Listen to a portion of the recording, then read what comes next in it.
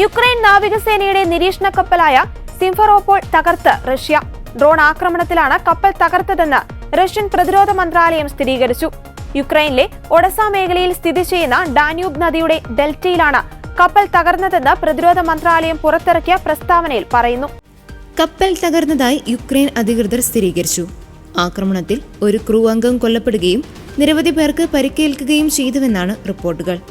കപ്പലിലെ ഭൂരിഭാഗം ജീവനക്കാരും സുരക്ഷിതരാണെന്നും ആക്രമണത്തിന്റെ അനന്തരഫലങ്ങൾ പരിഹരിക്കാനുള്ള ശ്രമങ്ങൾ തുടരുകയാണെന്നും യുക്രൈനിയൻ നാവിക വക്താവിനെ ഉദ്ധരിച്ച് കീവ് ഇൻഡിപെൻഡന്റ് റിപ്പോർട്ട് ചെയ്തു.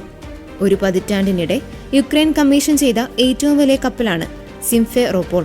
റേഡിയോ, ഇലക്ട്രോണിക്, റഡാർ, ഒപ്റ്റിക്കൽ നിരീക്ഷണം എന്നിവയ്ക്കായി രൂപകൽപ്പന ചെയ്ത ലംഗൂണ ക്ലാസ് ഇടത്തരം കപ്പലാണിത്. 2021 മുതൽ യുക്രൈൻ സൈന്യത്തിന്റെ ഭാഗമായിരുന്നു സിംഫെറോപോൾ. ഡ്രോൺ ആക്രമണത്തിൽ തകർന്ന കപ്പൽ മുങ്ങി. ഇതാദ്യമായാണ് റഷ്യൻ സൈന്യം കടലിന് നടുവിൽ ഇത്തരമൊരു ഡ്രോൺ ആക്രമണം നടത്തുന്നത്. ഇതിനു പുറകെ കിഴക്കൻ യുക്രൈനിലെ നെലിപീവ്ക എന്ന ഗ്രാമം പിടിച്ചെടുത്തതായും റഷ്യൻ സൈന്യം അവകാശപ്പെടുന്നുണ്ട്. യുദ്ധമുഖത്തെ തന്ത്രപരമായ മുന്നേറ്റമായാണ് റഷ്യ ഇതിനെ വിശേഷിപ്പിച്ചിരിക്കുന്നത്.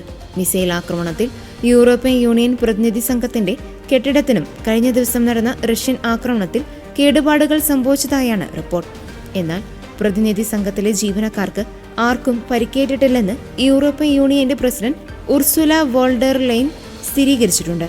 സിവിലിയൻ അടിസ്ഥാന സൗകര്യങ്ങൾക്കെതിരായ ആക്രമണങ്ങൾ നിർത്തി സമാധാന ചർച്ചകളിൽ പങ്കാളികളാകാൻ യൂറോപ്യൻ യൂണിയൻ റഷ്യയോട് ആവശ്യപ്പെട്ടിട്ടുണ്ട്. എക്സ്പോസ്റ്റിലൂടെയാണ് ഉർസുല വോളിന്റെ ആവശ്യം.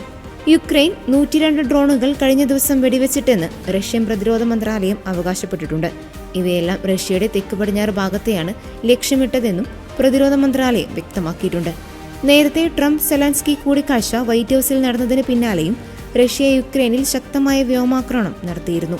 ഈ വർഷത്തെ ഏറ്റവും ശക്തമായ വ്യോമാക്രമണമാണ് കഴിഞ്ഞ ദിവസം റഷ്യ നടത്തിയതെന്നായിരുന്നു യുക്രൈനിയൻ എയർഫോഴ്സിന്റെ ആരോപണം. 574 ഡ്രോണുകളും 40 ബാലിസ്റ്റിക് ക്രൂയിസ് മിസൈലുകളും ഉപയോഗിച്ചായിരുന്നു റഷ്യൻ ആക്രമണം. ആക്രമണത്തിൽ ഒരാൾ കൊല്ലപ്പെടുകയും 15ഓളം പേർക്ക് പരിക്കേൽക്കുകയും ചെയ്തതായി യുക്രൈനിയൻ എയർഫോഴ്സ് അറിയിച്ചിരുന്നു.